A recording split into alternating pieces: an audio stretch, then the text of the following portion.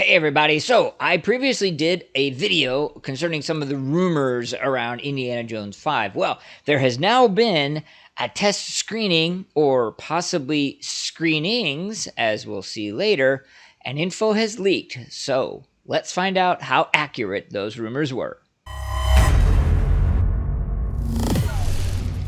All right, so I said screenings because what ended up happening is that there was some leaks from these test screenings, and they are very, very similar until kind of the end, and some major plot point differences kind of come up. So one of the rumors that I kind of didn't cover, but that was out there, is that this film had gone through like multiple reshoots, multiple story changes, and that they basically had no real concise set path. And it looks like possibly they actually screened some different cuts of the film in order to, I guess, ascertain which is liked the most. And as you'll soon see, I don't think that they were liked at all. So let's start out with how they are fundamentally similar. All right, and before we get started, as always, I got to ask you guys, please go ahead and click the subscribe button, ding the notification icon, and like the video. It does help out a lot. Now, both versions and everything that we've read is accurate. The film starts out at least in 1969. We find a basically old, quasi, if not completely retired from archaeology, Indiana Jones, and his goddaughter, Helena, Phoebe Waller-Bridges' character, comes and says, hey, I need help tracking down this artifact that allowed me access to a time portal. He turns her down, now, and it's not unclear from the detailed things, but we do get a few pieces of info. One, his in-canon son, Mutt, died in Vietnam. Just off-screen, casual mention. And this is apparently part of the reason that he doesn't want to do it. She's sent away. And then slight differences between the two screenings. One is reporting that it's Marion who shows up for one scene and convinces Indy to go on one last adventure. Another suggests that he somehow finds out that a Nazi doctor is behind this. And so that prompts it. Either way, he finally, of course, relents, and the adventure begins. So they go to track down the Nazi, this time artifact. Now, one of the leakers reports that during this entire journey, Helena does little more than the word they chose to use was constantly lectures Indy on his privilege, which sounds as horrible as you can think of and unbelievable, and yet we know with Kathleen Kennedy behind this, that's a very, very real, plausible thing that she would, force into her production just to, make it terrible. Nonetheless, both report they eventually track down Volker, who activates the time thing, and everyone is sent back to Eden. And it's, for some reason, one reviewer said 1933, the other said 1936, where they encounter the young, de-aged Harrison Ford Indiana Jones. And so now the young Indiana Jones, the old Indiana Jones, and Helena all go to grab this artifact and stop Volker and save the world. Okay, it is now where the two versions depart rather radically.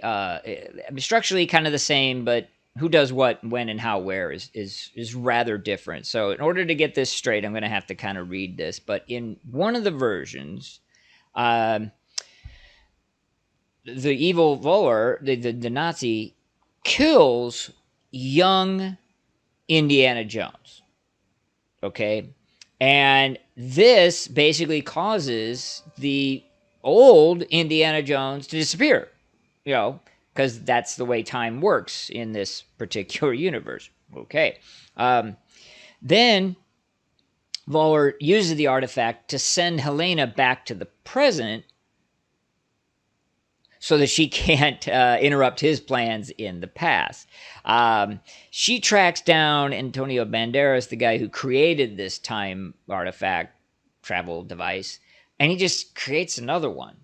Like it's no big deal. I could just mass produce these things. Woohoo! Idiotic. And then he sends her back to 36, 33.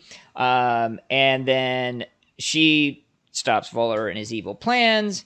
And, she comes back to the present. And once again, Antonio Banderas, he's called the creator in this, basically tells her that, the future's all messed up, because Indy died. And so, basically in a nutshell, someone, Helena, has got to kind of, metaphorically pick up the hat and go back through time doing everything that Indiana Jones did in the Indiana Jones, movies and TV shows. But it's her. And then there's a ending montage over, showing her doing all these things, like the exact scenes from those films and TV shows. But it's her instead of Indy. So that's the first version. Now, before we comment, let's do what the second version reported. Now, the second ending is a bit more condensed, or at least the review of it is more condensed. But in this version, they don't really say anything about Voller or the creator or anything like that. Although I'm sure it's in there. What they basically say is that in this version, in the past, young Indiana Jones sacrifices himself to save Helena, of course. Indy, old, disappears, but they're still in 33, 36, whenever the year is. So Helena picks up the hat and then cue in the montage of her doing every single thing that Harrison Ford's Indiana Jones did in the movies and TV shows. And then a la the old Marvel Cinematic Universe, title card comes up, black and white, says, Helena will return. The end. I love the presumption of Helena will return, because of course the only way Helena returns is if the movie makes money. That's it. That's the only determining factor. And in either one of those scenarios, the movie doesn't make money, right? It will have a crazy, bonkers, insane opening weekend, but the word of mouth is going to be horrible for the simple fact that what Kathleen Kennedy specifically, but a lot of studio heads these days, fail to understand is the power and the curse of nostalgia, right? So nostalgia is why these are being made. To be fair, nostalgia and the fact that Hollywood is creatively bankrupt and can almost make nothing new of any interest, note, worth, merit, or value, but separate video. So we got Indiana Jones. There's nostalgia. We're going to de-age Harrison Ford and give you young Indiana Jones that you know and love. That's super nostalgic. That's a score.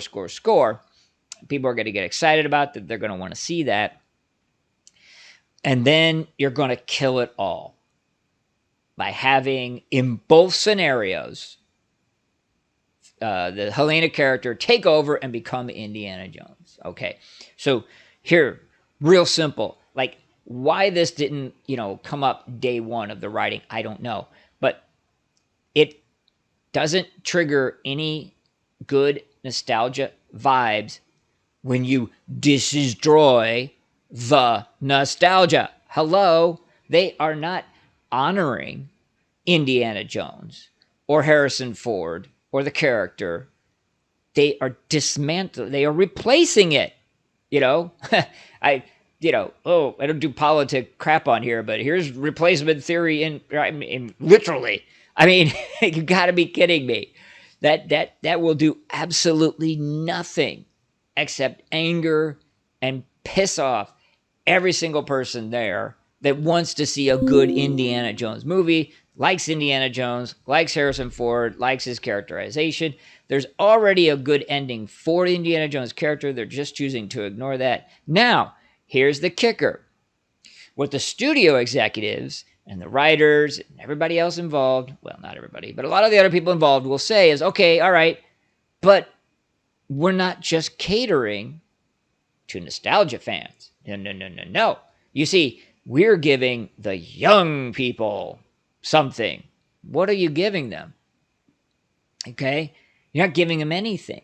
Because if you're operating on the idea that they somehow don't know who Indiana Jones is, somehow, and Harrison Ford does anything else but just look bored, they're going to see this great, wonderful, cool character in young Indiana Jones, Harrison Ford being that young Indiana Jones.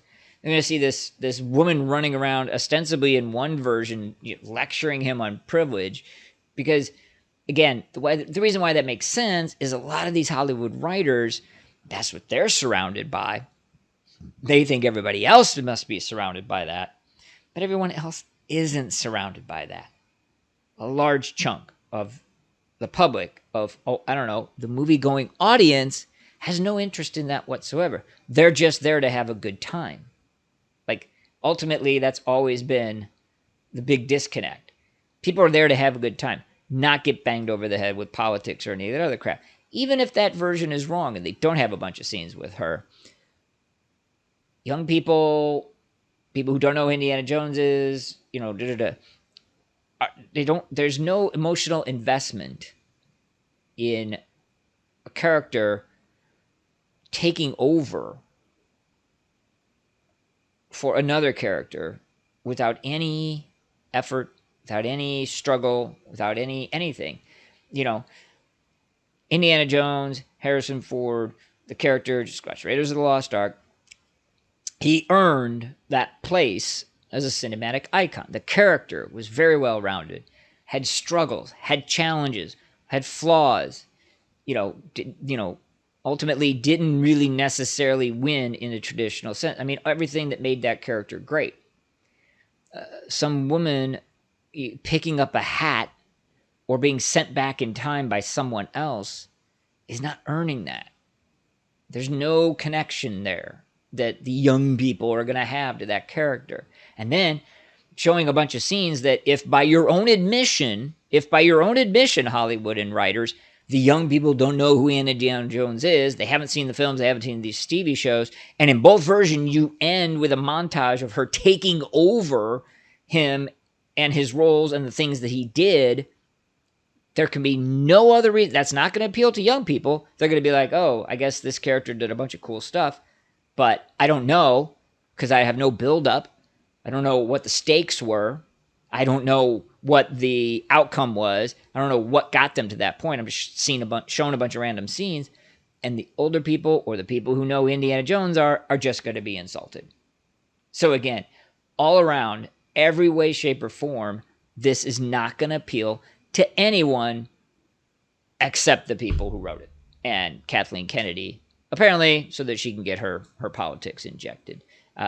So there you have it. I know I went on. I know I blustered, but this has just been inconceivable to me on every front. When the rumors came out and they were pretty solid, there's always a part of me going, man, please let these just be rumors. Please let this just be some BS, some bitter, ex-employee spreaded lies and rumors.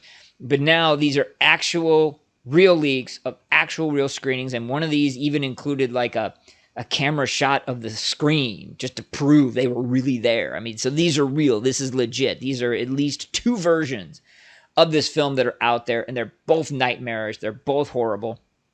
Now, what can be done? At this point, it's so late in the game, they can't reshoot again, or, well, they won't because it costs money. And, again, according to the rumors, there's even more versions of this film floating out there. So maybe they'll test another one or two.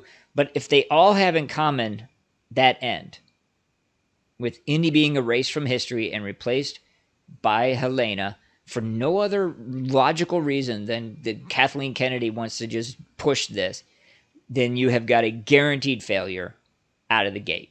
Like, it just doesn't work. It on any level. And I can't see the studio backing down from that. Don't put the betting odds out there, but it's a good chance this is the final scene that you're gonna have, no matter what version they eventually vomit up onto the big screen.